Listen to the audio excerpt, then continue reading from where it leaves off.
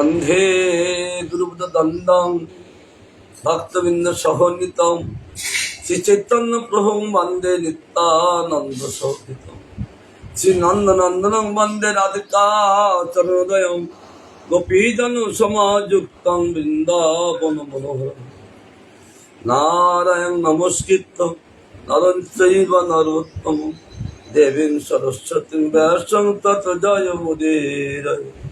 হরে কৃষ্ণ কৃষ্ণ কৃষ্ণ হরে হরে, হরে রাম রাম রাম হরে হরে। তমাদিদেবং করুণানিধনং তমালবরণং সুহিত অবতারং অপার সংসার সমুদ্র সেতুং ভজাময়ে ভাগবত স্বরূপম। জয় হোক গুরু বৈষ্ণব ভগবান, জয় যুক্ত হোক।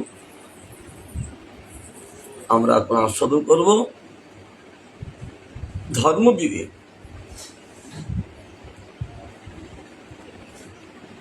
ধারণা দুচ্যুত ধর্ম যত্র কেশব হরি ধারক নর জন্মাদ্য মানব সাধু সঙ্গভাগ। ধারণে তো ধর্ম সংজ্ঞা। শাস্ত্র বলছেন ধারণে তো ধর্ম সংজ্ঞা। সংজ্ঞা মানে রূপ, তার রূপ হলো ধারণ। ধার্য এখানে কেশব হরি, কাকে ধার্য করতে হবে? এখানে কেশব হরি ও ধারক নরজন্ম। ধার্য হলেন একমাত্র কেশব হরি, ধারকের নরজন্ম মানুষ, সম্পূর্ণ সাধু সঙ্গকারী মানব সকলে ধারণ করতে পারেন না। কি বাস্তব কথা! এই ধর্মকে কে ধারণ করবেন? ধার্য সত্ত্বে তাকে কে ধারণ করবেন?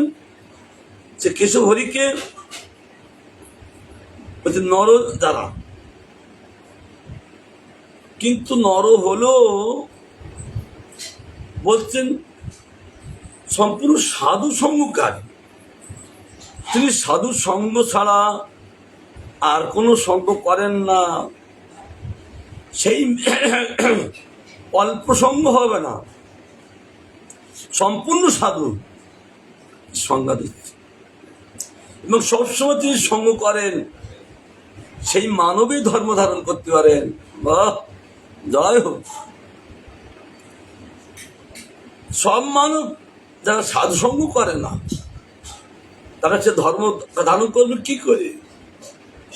ধর্ম পুরুষ তো ভগবান, তাকে কে ধারণ করতে পারেন? এই নররা পারেন, কিন্তু সম্পূর্ণ সাধু না হলে তার ধারণ করার ক্ষমতা নাই। সাধু সঙ্গকারী যদি সাধু সঙ্গ করেন, একটা কাহিনী মনে পরীক্ষা। দুই ঋষি তর্ক বিতর্ক করছেন, দুই বন্ধুত্ব, যে ক্ষণকাল সাধু সঙ্গ করলে তার কি ফল।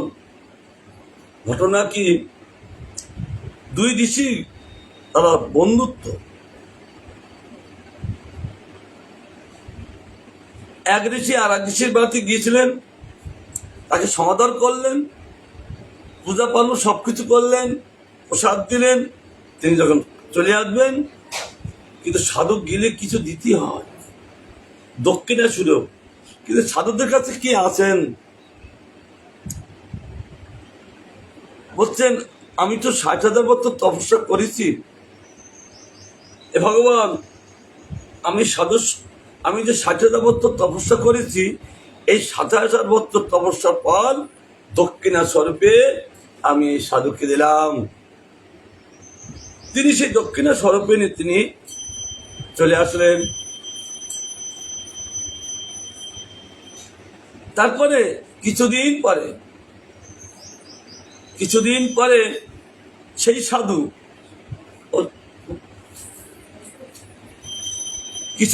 সেই সাধু আবার এই ঋষির বাড়িতে চলে আসলেন।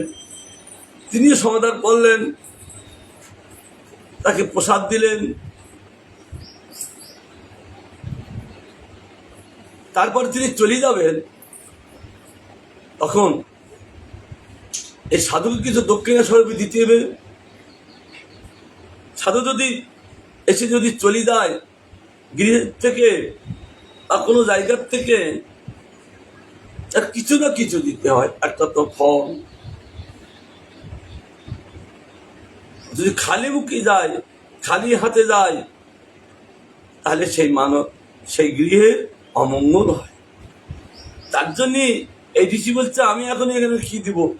উনি তো আমার 60,000 ফলের তপস্য আমাকে দক্ষিণেশ্বর দিয়েছিলেন।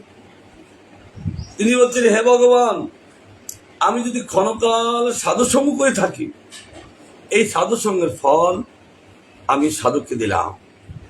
যেই না দিতেই গিয়েছেন, সঙ্গে সঙ্গে সেই ঋষি বলছেন, আমি তোমার 60,000 বছর তপস্যার ফল তোমাকে দিলাম, তুই ক্ষণকাল সাধুসঙ্গের ফল আমি নেব না?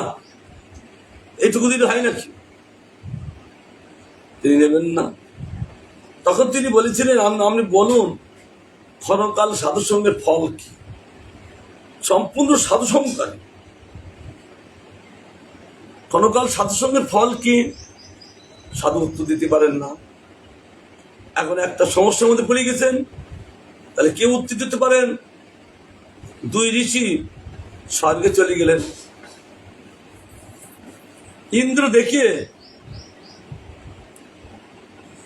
খুব সমাদর করলেন, আসুন আসুন, কি সমাচার বলুন। বলছেন, আমি বলছে ক্ষণকাল সাধুসঙ্গের কি ফল? ক্ষণকাল সাধুসঙ্গের কি ফল বলুন। ইন্দ্র বলতে পারলেন না ক্ষণকাল সাধুসঙ্গের ফল।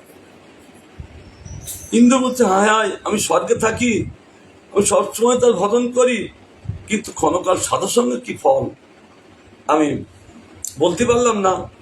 তারপর তিনি কি করবেন? এটা তো সমস্যা মেটাতে হবে। তারপর তিনি বললেন, ব্রহ্মার কাছে যান, উনি ভগবানের পুত্র, উনি বলতে পারবেন। সত্যলোকে চলে গেলেন। ঋষিদের সাধনা ছিলেন, সিদ্ধির দ্বারাই তারা চলে যাচ্ছে। ব্রহ্মা দুই পুত্র দেখে পিতা সমাদর করলেন, যত্ন করলেন। তারপর বসো, কি হয়েছে তোমারা, কি জন্য এখানে এসেছো, কি খবর বলো। তখন তিনি বললেন, পিত, ক্ষণকাল সাধুসঙ্গের কি ফল? আমাদের মধ্যে এই ঝগড়া বেঁধে গেছে। আমি এই ঋষির বাড়িতে গিয়েছিলাম, আমার বন্ধুর বাড়ি, উনি আমার 60,000 তপস্যা ফল দিয়েছিলেন। উনি যখন আমার বাড়িতে এসেছিলেন, আমি ক্ষণকাল সাধুসঙ্গের ফল দিয়েছিলাম, তা উনি নেবেন না। আর আমি তখন বললাম, ক্ষণকাল সাধুসঙ্গের ফল কি? উনি বলতে পারেননি। ইন্দ্রের কাছে গেছিলাম, ইন্দ্র বলতে পারেননি। আপনি বলুন, আমাদের এই ঝগড়া আমি মিটিয়ে দিন। ব্রহ্ম বলছে, হায় হায়, আমি নিরন্তর তার ভজন করি, কিন্তু ক্ষণকাল সাধুসঙ্গের ফল আমি বলতে পারলাম না। সে কি পিত? আমি বলতে পারলাম, তার বলবেন কে? দেখো, কৈলাসেন মহাদেব নিরন্তর তিনি গোবিন্দের ধ্যানে থাকেন, তিনি বলতে পারবেন। আবার মহাদেবের কাছে আসলেন, ঠিক একই কথা। মহাদেব কাঁদছেন, হায় হায়, এমন একটা কথা আমাকে জিজ্ঞাসা করলো, কিন্তু ক্ষণকাল সাধুসঙ্গের ফল আমিও বলতে পারলাম না। তাহলে কে বলতে পারবেন? একমাত্র ভগবান বলতে পারবেন। তখন তিনি দুই ঋষি সেই ভগবানের কাছে গেলেন। ভগবান তাদেরকে দেখে খুব সমাদর করলেন, তারা ভগবানকে প্রণাম করলেন, সবকিছু স্থাপিত করলেন। তারপর জিজ্ঞাসা করছেন, বলো কি খবর, কি জন্য এখানে এসেছো? তখন তারা সেই সমস্যাটা বললেন যে, ক্ষণকাল সাধুসঙ্গের ফল আমি জানি না, ঠিক এই সাধুসঙ্গ সর্বশাস্ত্রের কয়, লও মাত্র সাধুসঙ্গ সর্বসিদ্ধি হয়। এ কথাটা তো সমস্ত শাস্ত্রের, যত শাস্ত্র আছে, ব্যাসদেবের গ্রন্থ যত আছেন, সব জায়গায় সাধু সঙ্গের কথা আছেন, কিন্তু ভগবান আপনি বলতে পারছেন না, তাহলে কি বলবেন? বলে দেখো, একমাত্র বলতে পারবেন এই পাতালে অনন্তদেব। তুমি অনন্তদেবের কাছে দাও, পাতালে অনন্তদেব তিনি বলতে পারবেন, তুমি সেই অনন্তদেবের কাছে দাও। তারা অনন্তদেবের কাছে গেলেন, অনন্তদেবের কাছে দিয়ে তিনি নিবেদন করলেন, বলে কি সমস্যা বলো? বলে ভগবান এই সমস্যা। আচ্ছা, তোমাদের সমস্যা মেটাতে গেলে আমি তো একটা কাজে আছি। কি কাজে? আমি তো এখন পৃথিবীকে ধারণ করে আছি। বললেন যিনি ৬০০০ বছর তপস্যা করেছেন, সেই তপস্যার ফল তাহলে অনেক ফল, তাহলে তিনি পৃথিবীকে ধারণ করুক, আমি অবসর হলে তারপর তো বলতে পারবো। যেই উনি পৃথিবীকে ধারণ করতে গেলেন মাথার ওপরে, আর তখন ধারণ করতে পারছেন না, ভয়তে চিৎকার করতে লাগলেন। আবার অনন্তদেব ধরলেন, বাস। তারপর অনন্তদেব বললেন, তাহলে তুমি ধরো। তখন হাত জোর করে বলছেন, হে ভগবান, আমি যদি ক্ষণকাল সাধুসঙ্গ করে থাকি, তাহলে সাধুসঙ্গ বলে পৃথিবী ধারণ করতে পারবো। ওনার মাথায় দিলেন, তখন উনি গ্যাট হয়ে পৃথিবীকে ধারণ করে রাখলেন। তখন এই ঋষি বলছে, দেখলি তো ক্ষণকালের সাধুসঙ্গের ফল তিনি পৃথিবীকে ধারণ করলো, আর তুমি ৬০০০০ বছর তপস্যার ফল তুমি পৃথিবীকে ধারণ করতে পারো না। তা ক্ষণকাল সাধুর সঙ্গে ফল এমন। এই দেখে আমাদের দেবকী নন্দন দাস তিনি গানের মধ্যে প্রকাশ করলেন, ব্রহ্মাণ্ড তারিত শক্তি ধরে জনে জনে, এবে তো পুরাণী কোন গাই দেব শুনে। সাধুর এত প্রভাব, ক্ষণকাল সাধুর সঙ্গে তারা তিনি ব্রহ্মাণ্ডকে ধারণ করতে পারেন। তাই বলতেন, সেই ভগবানকে ধারণ করবেন কে? সেই ধর্মকে ধারণ করবেন কে? এই নর। তবে সব নর তাকে ধারণ করতে পারেন না। যিনি সম্পূর্ণ সাধু, একটু সাধু না, যিনি সম্পূর্ণ সাধু হয়েছেন এবং সাধু সঙ্গকারী মানব এই ধর্মকে ধারণ করতে পারেন, অন্য কেউ পারেন না। তারপর বলছেন, আবার বলতেন, ধর্ম স্তোষায় মোক্ষায় ধন্যায় চৈব শান্তয়ে ধর্ম হি পরমাং তপ ধর্ম জানায় বৈনিনাম। আত্মসন্তোষ, মোক্ষ, ধন এবং শান্তির নিমিত্ত হইল ধর্ম।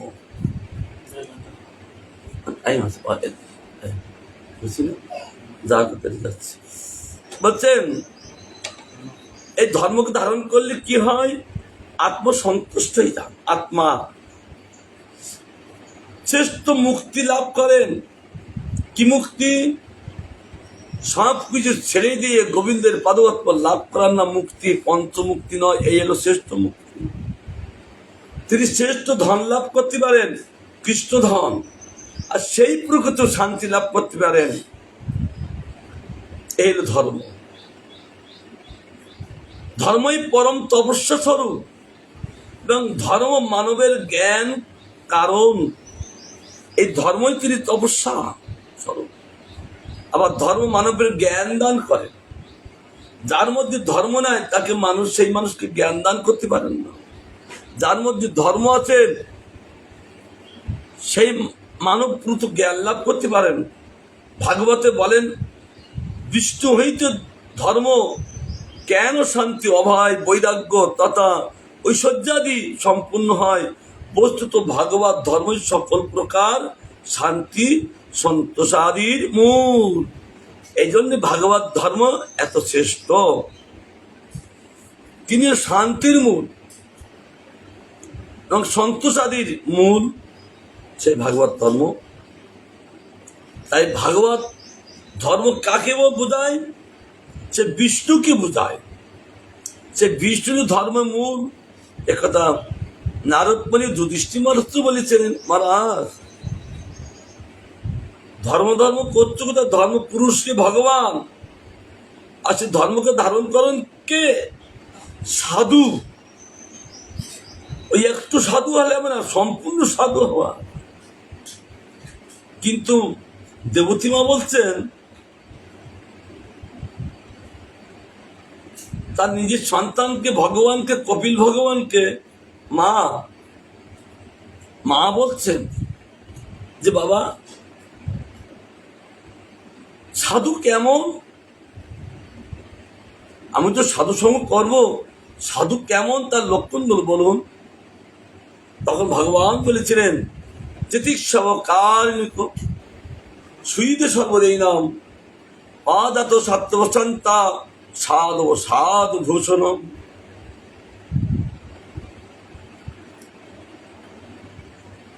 সাধুর প্রথম লক্ষ্য তিতিক্ষব, শহীদ হওয়া। যিনি সইতে না পারেন তিনি কখনো সাধু হইতে পারবেন না।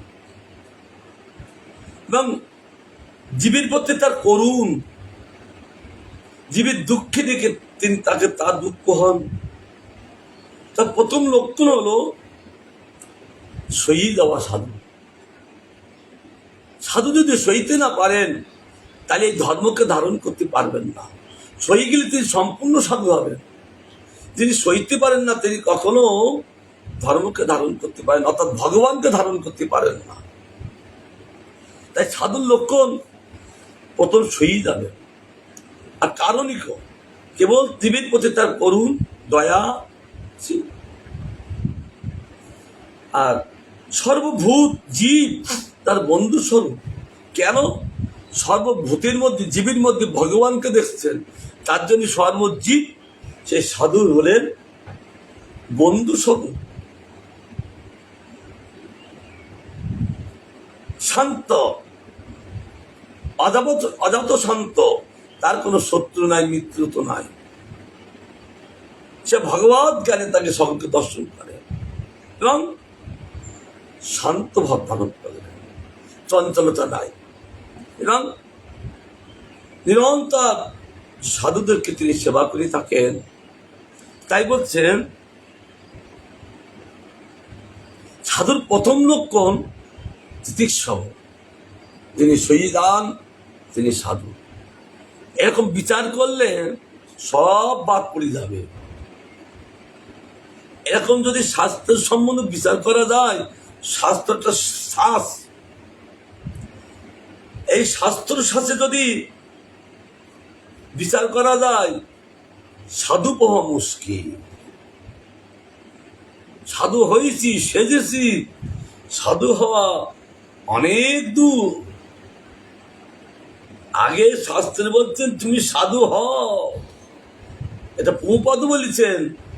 একজনকে প্রভুপাদের কাছে গিয়েছিলেন, তিনি বলছেন সাধুকে, আমি সাধু কাউকে দেখছি না।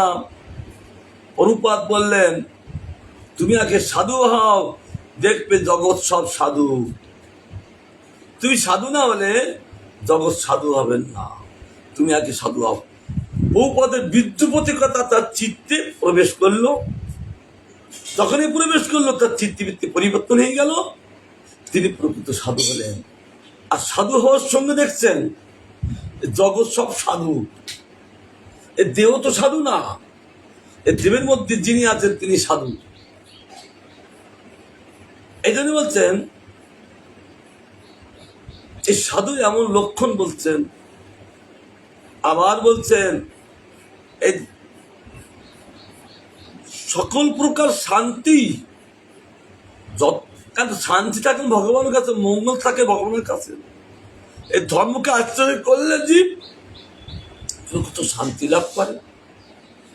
আর তিনি সন্তুষ্টের মূল ভগবানকে কি করে সন্তুষ্ট করতে হয় সেই বিবেক তার মধ্যে প্রকাশ হয়। এরা তার গোবিন্দের সেবা করেন। ধর্মই পরম বন্ধু সর্বতা সুখ কারণম, ধর্ম পরেশ ভক্তি কৃত, ধর্ম মৃত্যুদায়ক। ধর্মই মানবের পরম বন্ধু। এই জগতেও কেউ বন্ধু নাই, এই ধর্মই একমাত্র মানবের পরম শ্রেষ্ঠ বন্ধু। এই জগতে বন্ধু বলেন কিন্তু তাদের মধ্যে কোনো ধর্ম নাই। কিন্তু ধর্মকে ধারণ করলে পরম বন্ধু ধর্ম, সেই ব্যক্তিকে রক্ষা করেন বন্ধুর মতো। তবে ধর্মই মানবের পরম বন্ধু এবং সর্বতভাবে সুখকারক, সর্বত সব সময়ের জন্য তার দুঃখ নেয় সুখ কারণ। কেবল ধর্ম সেই ব্যক্তিকে কেবল সুখ দান করেন। কি সুখ? ভগবান ভজন সুখ দান করেন। যাই ধর্ম কি, ধর্ম ভগবান কি। এই ধর্ম হলেন এই ভাগবত ধর্ম। কি সুন্দর কথা। পরমেশ্বরের ভক্তিকারী ধর্ম। যিনি পরমেশ্বরকে ভক্তি করেন না, তার মধ্যে ধর্ম কিছু নাই। অন্য দেবদেবীর পূজা করলো, সে এই ধর্ম হবে না।